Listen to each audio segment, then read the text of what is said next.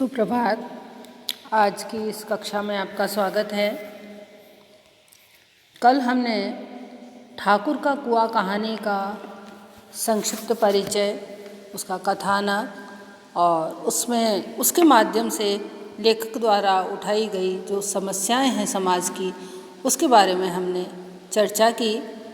आज हम ठाकुर का कुआं कहानी में जो व्याख्या के स्थल हैं उन्हें देखेंगे। बच्चों, प्रश्न पत्र में आपके व्याख्या भी आती है, इसलिए व्याख्या देखना अत्यंत आवश्यक है। तो आज हम जिन व्याख्याओं को देख रहे हैं वो देखिए आप, आपकी पाठ्य पुस्तक कथा क्षितिज, संपादक डॉक्टर BL आर्य, पृष्ठ संख्या 30। इस पर आप व्याख्या के स्थल देखिए। अंतिम पैराग्राफ जो है, हाथ पांव तुड़वा आएगी और कुछ न होगा, बैठ चुपके से, ब्राह्मण देवता आशीर्वाद देंगे, ठाकुर लाठी मारेंगे, साहू जी 1 के 5 लेंगे। गरीबों का दर्द कौन समझता है, हम तो मर भी जाते हैं तो कोई द्वार पर झांकने नहीं आता, कंधा देना तो बड़ी बात है, ऐसे लोग कुएं से पानी भरने देंगे। देखिए, जब भी बच्चों हम व्याख्या करते हैं, सबसे पहले हमें उसका संदर्भ लिखना होगा। आप इसके संदर्भ में सबसे पहले लिखेंगे कि ठाकुर का कुआं नामक कहानी से यह गद्यांश लिया गया है और इसके लेखक प्रेमचंद हैं। यहाँ पर ये जो शब्द हैं यह जोखू के मुख से कहलाए गए हैं और यह उस समय की बात है जब जोखू बीमार होता है तथा गंगी जिस पानी को लेकर के आती है, एक दिन पहले का जो पानी भरा हुआ है, उस पानी में संभवतः किसी जानवर के गिरने से बदबू आती है और उस पानी को जब वह पीने की कोशिश करता है तो गंगी कहती है कि आप इसे मत पीजिए, मैं आपके लिए दूसरा पानी लेकर आऊँगी। जैसा कि आपको पता है कि इस कहानी के माध्यम से लेखक ने समाज की विडंबना को, समाज की विद्रूपता को, समाज की कुरीतियों को उजागर किया है, जिसमें कि एक बहुत ही खराब व्यवस्था, निकृष्ट व्यवस्था जो है, अस्पृश्यता या छुआछूत की जो भावना है, छुआछूत की जो समस्या है, गांवों में बहुत ज़्यादा थी, तो उसके बारे में यहाँ पर बताया है। और जब वह कुएं से पानी लाने के लिए कहती है तो गंगी का पति जोखू कहता है कि अब इस समय तू पानी कहाँ से लाएगी। गांव में यह व्यवस्था थी कि गांव में जितने भी कुएं थे, एक ठाकुर का कुआं था, एक साहू का कुआं था, उन कुओं से जो निम्न जाति के लोग थे वे कभी भी पानी नहीं भर सकते थे और जिस कुएं से वो पानी भरते थे वह कुआं गांव से बाहर था। तो उसका पति कहता है कि यदि तू इस समय पानी लेने जाएगी तो यह बता कि कहाँ से लेकर के आएगी। ठाकुर और साहू के जो कुएं हैं वहाँ से यदि तूने पानी लाने की कोशिश की तो उसका परिणाम क्या होगा, इसके बारे में जोखू बताता है कि हाथ पांव तुड़का आएगी और कुछ न होगा। कहता है कि तू लेने तो पानी जाएगी लेकिन उसके बदले में तू अपने हाथ पांव तुड़वा करके आएगी, यह निश्चित है, अर्थात वे लोग तुझे मारेंगे, बैठ चुपके से। इसलिए वो उसको सलाह देता है कि चुपचाप बैठ जाना ही ठीक है। आगे वह यहाँ लेखक एक व्यंग्यात्मक जो वाक्य है उसके माध्यम से कहते हैं कि ब्राह्मण देवता आशीर्वाद देंगे, ठाकुर लाठी मारेंगे, साहू जी 1 के 5 लेंगे। यह समाज की व्यवस्था जिसमें ब्राह्मण, ठाकुर, वणिक वर्ग, इसको उच्च जाति का माना गया है और उनसे ये अपेक्षा की जाती है कि वे काम अच्छी तरह करें, अपने अपने जो कर्म उनको बटे हुए हैं उन कर्मों को वो बड़ी तत्परता से करें, लेकिन ऐसा होता नहीं है। होता इसका उल्टा है। ब्राह्मणों का काम है कि वे लोगों को आशीर्वाद दें, अपने यजमानों को आशीर्वाद दें, लोगों को आशीर्वाद दें, लेकिन यहाँ होगा उल्टा कि ब्राह्मण ने यदि देख लिया तो ब्राह्मण आशीर्वाद के रूप में गंगी को मारेगा और ठाकुर लाठी मारेंगे। ठाकुर जो कि क्षत्रिय वर्ग है, उसकी जिम्मेदारी क्या है समाज में? उसकी जिम्मेदारी समाज ने यह सौंपी है कि उसके जो शस्त्र हैं, अस्त्र शस्त्र हैं, वे किसी की रक्षा के लिए उठेंगे। लेकिन यहाँ पर इस वाक्य के माध्यम से बताया गया है कि ठाकुर तुझे अपने अस्त्र शस्त्रों से मारेंगे, अर्थात ठाकुर अब उनका जो कर्म है किसी की रक्षा करना, उसकी जगह वे अपने अस्त्र शस्त्रों का प्रयोग किसी को प्रताड़ित करने के लिए करने लग गए हैं। साहू जी 1 के 5 लेंगे और वणिक वर्ग जिससे अपेक्षा की जाती है कि वह अपना जो सामान्य लाभ है वह लेकर के अपना कार्य करे, लेकिन यहाँ पर होगा उल्टा कि साहू जी 1 के 5 लेंगे, यानी साहू जी जिनकी की आदत ही पड़ी है कि सामान्य जो लाभ है उससे ज़्यादा लेना, वे तुझे मारने में भी कोई कसर नहीं छोड़ेंगे, अर्थात वो भी तेरे ऊपर डंडे ही बरसाएंगे और कुछ कम भी नहीं बरसाएंगे। तो यहाँ पर इस वाक्य के माध्यम से प्रेमचंद समाज की विद्रूपता को बहुत अच्छी तरह से उजागर करते हैं कि समाज ने किसे क्या व्यवस्था सौंप रखी है। इस समाज की व्यवस्था के अंतर्गत समाज व्यक्तियों को जो उच्च जाति के वर्ग के लोग हैं उन्हें क्या जिम्मेदारियां सौंपी गई हैं, उनके क्या काम सौंपे गए हैं, लेकिन वास्तव में वो उसके स्थान पर क्या काम करते हैं, किस तरह काम करते हैं, इसके बारे में इस एक ही वाक्य में बताया गया है। यहाँ पर जो लेखक की जो भाषा है उसका भी चमत्कार देखिए कि किस तरह एक वाक्य में उन्होंने अपनी सब बात कह दी। गरीबों का दर्द कौन समझता है? यहाँ पर जोकू अपनी पत्नी गंगी से कहता है कि गरीबों का दर्द कोई नहीं समझता कि इस समय यदि किसी को पानी की आवश्यकता है तो कोई इतनी दूर गांव से बाहर तो पानी लेने जा नहीं सकता, और इतने भरे हुए कुएं में से यदि कोई 1 लोटा पानी ले लेगा तो कौन सी आफत आ जाएगी, लेकिन गरीबों के दर्द को कोई नहीं समझता है। हम तो मर भी जाते हैं तो कोई द्वार पर झांकने नहीं आता। यहाँ पर जोकू कहता है कि यदि हम मर भी जाएं, निम्न जाति के लोगों के ऊपर किसी भी तरह की कोई विपत्ति आए तो उसमें साथ देना तो बहुत दूर की बात है, यदि कोई मर भी जाए तो कोई द्वार पर ये देखने भी नहीं आता कि क्या हुआ। कंधा देना तो बड़ी बात है, यानी कंधा देना तो बहुत ही बड़ी बात है, लेकिन कोई देखने तक नहीं आता कि यह कोई व्यक्ति निम्न जाति का क्यों मर गया है। ऐसे लोग कुएं से पानी भरने देंगे? यानी जो लोग इतने ज़्यादा संवेदन शून्य हैं कि जिन्हें किसी की मृत्यु पर भी कोई संवेदना जागृत नहीं होती है, क्या ऐसे लोगों से ये उम्मीद कर सकती हो तुम कि वो तुमको पानी भरने देंगे? इसलिए जोकू अपनी पत्नी से कहता है कि तुम पानी भरने के लिए मत जाओ, चुपचाप घर पर ही बैठ जाओ। अगला जो व्याख्या का स्थल है आपके पृष्ठ संख्या 31 पर, गंगी का विद्रोही दिल रिवाजी पाबंदियों और मजबूरियों पर चोटें करने लगा। हम क्यों नीच हैं और यह क्यों ऊंच है? इसलिए कि ये लोग गले में तागा डाल लेते हैं। यहाँ तो जितने हैं एक से एक छठे हैं। चोरी ये करें, जाल फरेब ये करें, झूठे मुकदमे ये करें। अभी इस ठाकुर ने तो उस दिन बेचारे गडरिए की एक भेड़ चुरा ली थी और बाद में मारकर खा गया। इन्हीं पंडित जी के घर में तो 12 मास जुआ होता है। यही साहू जी तो घी में तेल मिलाकर बेचते हैं, काम करा लेते हैं, मजूरी देते नानी मरती है। किस बात में हैं हमसे ऊंचे? हाँ, मुंह में हमसे ऊंचे हैं। हम गली गली चिल्लाते नहीं कि हम ऊंचे हैं, हम ऊंचे हैं। कभी गांव में आ जाती हूँ तो रस भरी आंखों से देखने लगते हैं, जैसे सबकी छाती पर सांप लौटने लगता है, परंतु घमंड यह है कि हम ऊंचे हैं। देखिए, इस गद्यांश में भी लेखक प्रेमचंद कहानीकार जो हैं वो बहुत ही अपने मजी हुई परिष्कृत परिनिष्ठित भाषा के द्वारा समाज में फैली हुई जो बुराई है उसके बारे में बताते हैं, और उस समाज में फैली हुई जो बुराई है उसके कारण, उस अत्याचार के कारण जो पीड़ित व्यक्ति है, जो प्रताड़ित व्यक्ति है, उसके मन पर क्या गुजरती है और उसका मन किस प्रकार विद्रोह कर उठता है, इस सब के बारे में बताया है कि ऐसा नहीं है कि आप किसी को प्रताड़ित करोगे तो उसके मन में कोई विद्रोह की चिंगारी नहीं उठेगी। वह चिंगारी अवश्य कहीं ना कहीं सुलगी हुई होती है, बस कभी न कभी मौका पाकर वह चिनगारी आग में परिवर्तित हो जाती है। तो यहाँ पर उसी चिनगारी के बारे में कहा गया है कि गंगी सोचती है, गंगी का विद्रोही दिल रिवाजी पाबंदियों और मजबूरियों पर चोट करने लगा।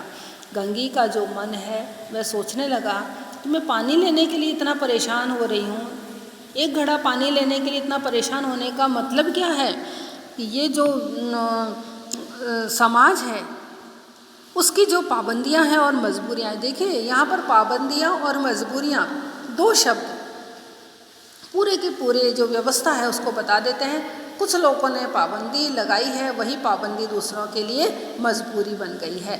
उच्च वर्ग द्वारा लगाई हुई पाबंदियां निम्न वर्ग के लिए मजबूरियां बन जाती। उच्च वर्ग ने पाबंदी लगा रखी है कि साहू और ठाकुर के कुएं से, गांव के कुओं से कोई भी निम्न जाति का व्यक्ति पानी नहीं भर सकता।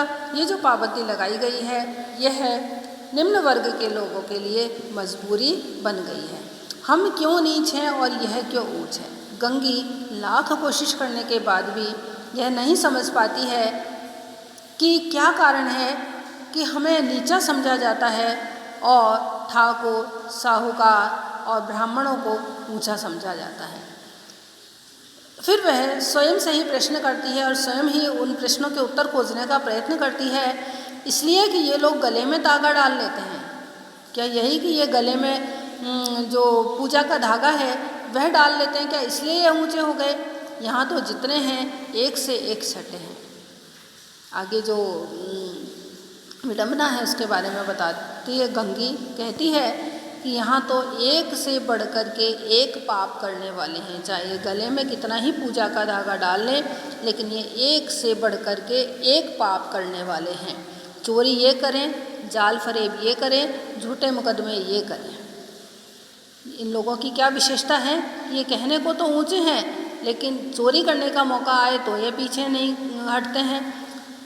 किसी भी तरह का छल कपट यदि करना हो तो इसमें ये पीछे नहीं हटते हैं, और झूठे मुकदमे यदि करने हो तो उसमें भी ये कभी पीछे नहीं रहते हैं। ये सब काम ये लोग बड़ी आसानी से करते हैं और उसके बावजूद ये ऊंचे कहलाते हैं। और फिर कुछ उदाहरणों के माध्यम से उसके मन में इसके लिए कुछ उदाहरण चलते रहते हैं कि अभी इस ठाकुर ने तो उस दिन बेचारे गडरिये की एक भेड़ चुरा ली थी और बाद में मारकर खा गया। ये जो ठाकुर है, क्षत्रिय जो है जिसका कि कुआं है ठाकुर, उसने एक गडरिये की भेड़ चुरा ली। गडरिया जो नीचा समझा जाता है, वैसे तो तुम छुआछूत करते हो, अस्पृश्यता है, लेकिन उसकी भेड़ चुरा ली और उसे मारकर भी खा गया। इन्हीं पंडित जी के घर में तो 12 मास जुआ होता है। पंडित ब्राह्मण जिनसे की अपेक्षा की जाती है कि वह अपने आचरण में पवित्रता को रखें, अपने आचार व्यवहार को वे कहना चाहिए शालीन रखें और बड़ा पवित्र रखें, लेकिन यहाँ पर होता उल्टा है कि जो पंडित है उसके घर में भी 12 मास हमेशा यानी पूरे वर्ष भर जुआ चलता रहता है। यही साहू जी तो घी में तेल मिलाकर बेचते हैं। वणिक वर्ग जो है, व्यापारी वर्ग जो है, जिसका कि बेचने का धंधा है, वो घी में तेल मिलाकर के अर्थात वो भी बेईमानी करते हैं। पिछले गद्यांश में भी हमने देखा था कि किस प्रकार समाज ने जिसे जो कार्य सौंप रखा है उस कार्य में वे पूरी बेईमानी करते हैं। यहाँ पर भी यही बताया है कि ठाकुर गडरिया जो कि नीचा समझा जाता है उसकी भेड़ चुरा करके और खा जाता है। पंडित जिसके आचरण में पवित्रता की अपेक्षा की जाती है वह जुआ खेलता है। व्यापारी जिससे कि अपेक्षा की जाती है कि वह सामान तो बेचे लेकिन ईमानदारी से और बिना मिलावट का सामान बेचे, तो वह भी बेईमानी करता है और घी में तेल मिला करके बेच देता है। अर्थात ये इतने निकृष्ट कार्य करते हैं, ये इतने निकृष्ट कार्य करने के बावजूद ये ऊंचे कहलाते हैं। काम करा लेते हैं, मजूरी देते नानी मरती है। और इन्हीं साहूकार के बारे में, साहू जी के बारे में यहाँ पर गंगी सोचती है और गंगी के माध्यम से प्रेमचंद इस बात को उजागर करते हैं कि व्यापारी वर्ग जो है मजदूरों को न केवल जाति के आधार पर प्रताड़ित करता है अपितु उसका शोषण भी करता है। निम्न वर्ग के जो लोग हैं उनसे काम करा लेते हैं, लेकिन उनको मजदूरी देने के नाम पर वो पीछे हट जाते हैं और मजदूरी बड़ी मुश्किलों से देते हैं। इस तरह से उनका दोहरा शोषण करते हैं, आर्थिक शोषण भी करते हैं और उनको जाति के कारण भी प्रताड़ित होना पड़ता है। किस बात में है हमसे ऊंचे? गंगी सोचती है कि जब इनका आचरण ऐसा है, इनका व्यवहार ऐसा है, तो फिर ये किस बात में हमसे ऊंचे हो सकते हैं। हाँ, मुँह में हमसे ऊंचे हैं। अर्थात हाँ, एक बात गंगी के समझ में आती है कि हाँ, मुँह में तो ये ऊंचे हैं, क्योंकि यह अपने मुँह से, अपने मुँह मियाँ मिट्टू बने फिरते हैं और ये कहते हैं कि हम ऊंचे हैं, हम ऊंचे हैं। हम गली गली चिल्लाते नहीं कि हम ऊंचे हैं, हम ऊंचे हैं। गंगी कहती है कि हम ऐसा नहीं चिल्लाते, लेकिन ये हमेशा अपने आप को ऊंचा समझते हैं और ये घोषणा करते हैं कि हम ऊंचे हैं। कभी गांव में आ जाती हूँ तो रस भरी आँखों से देखने लगते हैं, जैसे सबकी छाती पर सांप लौटने लगता है। परंतु घमंड यह है कि हम ऊंचे हैं। यहाँ पर जो उच्च वर्ग है उसकी ये सब बातें जो कि अभी प्रेमचंद ने बताई हैं कि ब्राह्मण वर्ग अपने आचरण में पवित्रता नहीं रख रहा है, क्षत्रिय वर्ग जिसे कि रक्षा करने का भार सौंपा गया है तथा शस्त्र उठाने का जो कारण है वह किसी की रक्षा के लिए ही उसको सौंपा गया है, लेकिन वह अस्त्र शस्त्र क्यों उठाता है? किसी का शोषण करने के लिए। इसी तरह साहूकार, जिससे कि अपेक्षा की जाती है कि सामान्य लाभ लेकर के और अपना धंधा चलाए, लेकिन वह इसके विपरीत मिलावट करता है, ज़्यादा मुनाफा लेता है और मजदूर वर्ग का शोषण करता है, उन्हें पर्याप्त मजदूरी भी नहीं देता है।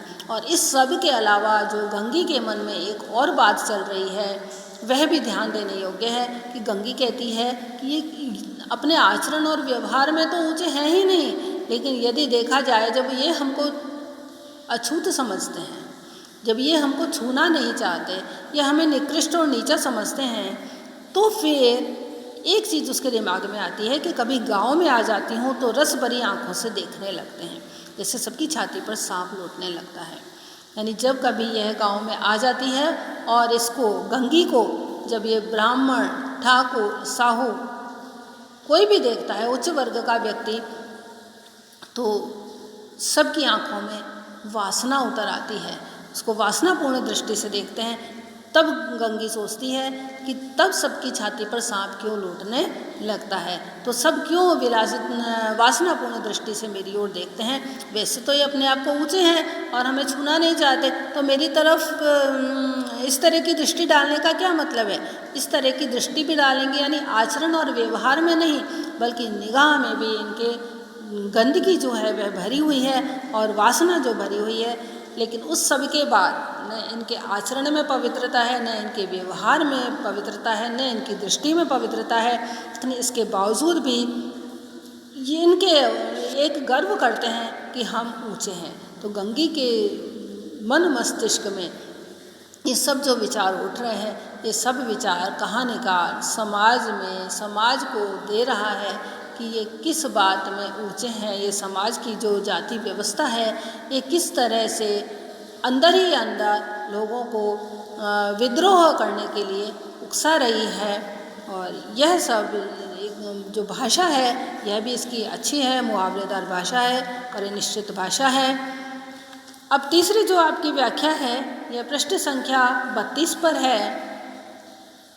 देखिए, दोनों पानी भरकर चली गईं तो गंगी वृक्ष की छाया से निकली और कुएं के जगत के पास आई। बेफिक्रे चले गए थे। ठाकुर भी दरवाज़ा बंद कर अंदर आंगन में सोने जा रहे थे। गंगी ने क्षणिक सुख की सांस ली। किसी तरह मैदान तो साफ हुआ। अमृत चुरा लाने के लिए जो राजकुमार किसी ज़माने में गया था वह भी शायद इतनी सावधानी के साथ और समझबूझ कर न गया होगा। गंगी दबे पांव कुएं के जगत पर चढ़ी। विजय का ऐसा अनुभव उससे पहले कभी न हुआ था। इस गद्यांश में यह बताया गया है कि जब गंगी पानी लेने के लिए जाती है तो काफ़ी धीरे धीरे सावधानी से वह कुएं की जगत पर चढ़ जाती है। पहले तो कुएं की जगत की ओट में बैठ जाती है और उस समय कुछ स्त्रियां पानी भरने के लिए आती हैं। वह उसके वार्तालाप को सुनती है।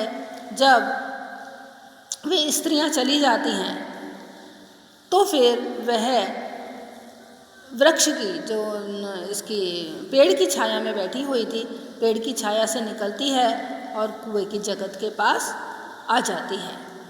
ठाकुर भी दरवाज़ा बंद कर आंगन में सोने जा रहे थे। उसने देखा कि ठाकुर ने भी दरवाज़ा बंद कर लिया और अब सोने जा रहे हैं, तो गंगी ने क्षणिक सुख की सांस ली। तो गंगी ने सुख की सांस ली, लेकिन क्षणिक। क्षणिक क्यों? क्योंकि पता नहीं कब कोई आ जाए और उसकी आशा पर पानी फिर जाए। यहाँ पर क्षणिक सुख जो कहा है लेखक ने, यह बड़ा ही ध्यान देने योग्य है कि क्षणिक सुख इसलिए कि पता नहीं यह सुख उसका कितनी देर के लिए रहेगा। यदि किसी ने देख लिया तो यह सुख अभी 2 मिनट में दुख में परिवर्तित हो जाएगा। किसी तरह मैदान तो साफ हुआ। उसने सोचा कि किसी तरह जो कोई भी मुझे देख नहीं रहा है और अब मैं पानी ले सकती हूँ। अमृत चुरा लाने के लिए जो राजकुमार किसी ज़माने में गया था, वह भी शायद इतनी सावधानी के साथ और समझ बूझकर न गया होगा। यहाँ पर लेखक कहानी के माध्यम से कहते हैं कि एक कहानी में जबकि राजकुमार अमृत चुराने के लिए गया था, वह भी बड़ी सावधानी के साथ गया था, लेकिन वह भी इतनी सावधानी के साथ नहीं गया होगा जितना कि गंगी सावधानी से एक सामान्य जल का मटघड़ा लाने के लिए सावधानी जितनी बरत रही है उतनी सावधानी राजकुमार ने भी नहीं बरती होगी। क्योंकि उसका जो संघर्ष है, राजकुमार का जो अमृत लाने के लिए संघर्ष है, शायद गंगी का जो संघर्ष है एक घड़ा जल लाने का, वह उससे भी ज़्यादा है। इसके माध्यम से प्रेमचंद बताते हैं कि किस तरह से नीची जाति के व्यक्ति गाँवों में छोटी छोटी चीज़ के लिए कितने संघर्ष का सामना करते हैं। गंगी दबे पांव कुएं के जगत पर चढ़ी, विजय का ऐसा अनुभव उसे पहले कभी न हुआ था। और फिर गंगी बड़े धीरे से कुएं की जगत के ऊपर चढ़ी और वहाँ जाकर के और उसने पानी भरने की कोशिश की। यहाँ पर लेखक बताते हैं कि विजय का ऐसा अनुभव उसे पहले कभी न हुआ।